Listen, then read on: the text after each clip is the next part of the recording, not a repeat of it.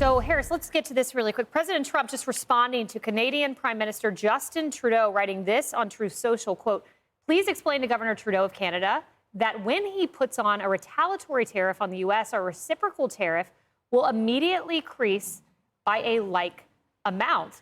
Harris, the fight began on your show with Trudeau, and it doesn't seem like Trump's backing down. Well, look, I mean, he's not President Trump. He is a prime minister of a neighboring country on its way out, on his way out.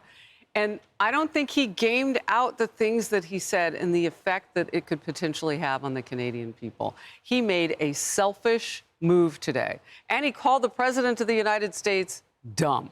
So, look, or his actions dumb. It effectively is the same thing, the way he put it.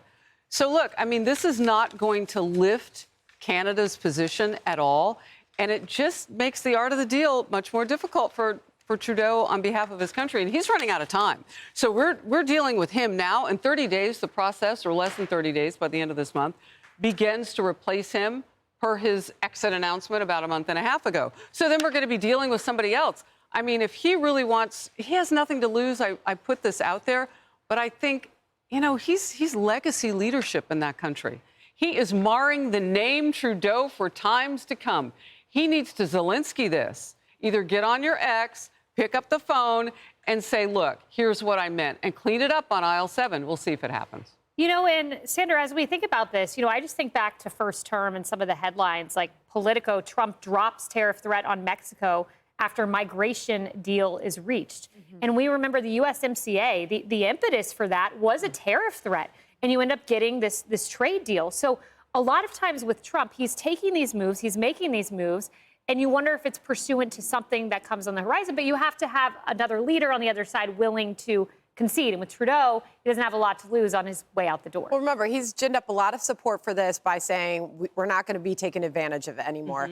And if he sticks to that message, he'll continue to get support for this. This is obviously playing out in a very public way. I was just taking a peek at the markets to see if there was a reaction to the president's response. And if anything, the markets have come off of their lows. Oh, look at that. Yeah, right? So, I mean, this is fascinating to see this play out in such a public way. How do investors see this? Uncertainty, you know?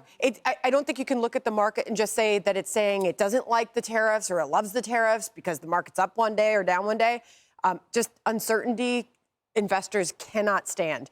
And so markets will go down if they don't know what's happening next. And perhaps that's what we're seeing right now. Some certainty maybe Canada will call. Yeah, maybe. Well, we will all wait with bated breath to see what happens next. This is all playing out rather dramatically ahead of tonight's joint address to Congress.